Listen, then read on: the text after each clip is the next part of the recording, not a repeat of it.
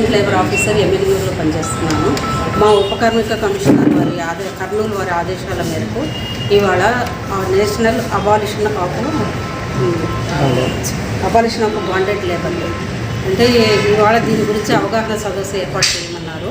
దాని ప్రకారంగా ఇవాళ మెడికల్ అసోసియేషన్ వాళ్ళని పిలిపించి ఈ విషయమై అవగాహన కల్పించడానికి మేము ఈ సదస్సును ఏర్పాటు చేశాము. దీనిలో డిస్ట్రిక్ట్ ప్యానెల్ కమిటీ వాళ్ళు కూడా దీంట్లో పాల్గొన్నారు. నా పేరు జీగిడ్ల అడ్వకేట్ ఎంఏ. ఈరోజు మనం bonded labours abolition of bonded labours గురించి మాట్లాడుతున్నాం. బాండెడ్ లేబర్ అంటే ఏమి అంటే బానిసత్వంగా పని చేయించుకునేదాన్ని బాండెడ్ లేబర్ అంటారు.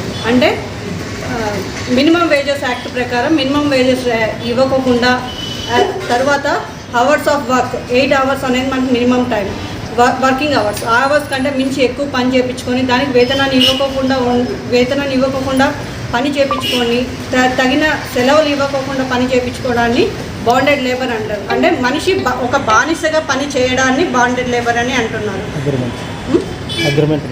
అగ్రిమెంట్ బాండ్ అంటే అగ్రిమెంట్. ఇక్కడ బాండెడ్ లేబర్ అంటే వితౌట్ అగ్రిమెంట్ పని చేయించుకోవడానికి మినిమం వేజెస్ ఇవ్వకుండా పని చేయించుకోవడాన్ని ఇక్కడ బాండెడ్ లేబర్ అంటున్నాం. ఈ బాండెడ్ లేబర్ ఎందుకోసం మనకు ఈ బాండెడ్ లేబర్ పూర్వం చాలా అంటే కంపెనీస్లో ఎక్కువ ఉండేది, ఫ్యాక్టరీస్లో మైన్స్లో ఎక్కువ ఉంటుంది.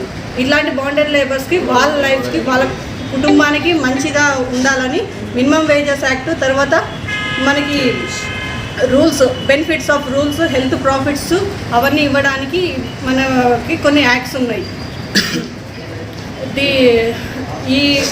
ఈ యాక్ట్స్ని అవలంబించు అక్కడ ఏమైనా చట్టకు వ్యతిరేకంగా ఆ కార్యకలాపాలు చేస్తూ ఆ బాండెడ్స్ ఎవరైనా మనకు కనిపిస్తే కూడా మనం ఆ బాండెడ్ రిమూవ్ చేయాలంటూ observation of bonded abolition day అని 19/2/2029 ప్రతి ఇయర్ February 9th జరుపుకుంటున్నాము. ఆ విధంగా ఈరోజు ఈ సదస్సు జరుగుతున్నందుకు ఈ అవగాహన కల్పించడానికి ఇక్కడ మేము వచ్చినాము. ఈ అవకాశం ఇచ్చినందుకు ధన్యవాదాలు. కార్మిక హక్కులు మరియు అందరికీ సమాన జీతాలు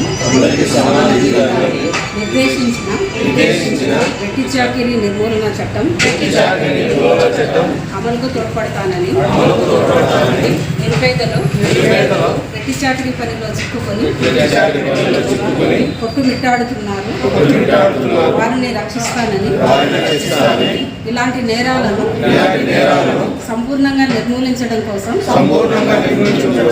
అవగాహన కల్పించడం కోసం నేను అందరితో కలిసి నడుం బిగిస్తానని, ఎక్కడ వెట్టి చాకిరీ ఉందో గుర్తించి దాని నిర్మూలన కోసం తగిన చర్యలు తీసుకునేందుకు అన్ని విధాలా కృషి చేస్తానని, ఎవరైనా ముందస్తుగా డబ్బు ముట్ట చెప్పడం ద్వారా వ్యక్తులను నియమించుకునే పద్ధతి మానుకోవాలని కోరుతున్నానని, మన దేశంలోని చిట్ట చివరి వెట్టి చాకిరీ కార్మికుడిని సైతం రక్షించేందుకు మరియు వారికి పూర్తి స్థాయి పునరావాసం కల్పించడం కోసం కృషి చేస్తానని, ఈ నేరంలో ప్రమేయం కలిగిన వారిని చట్టం ముందు నిలబెట్టేందుకు ప్రయత్నిస్తానని,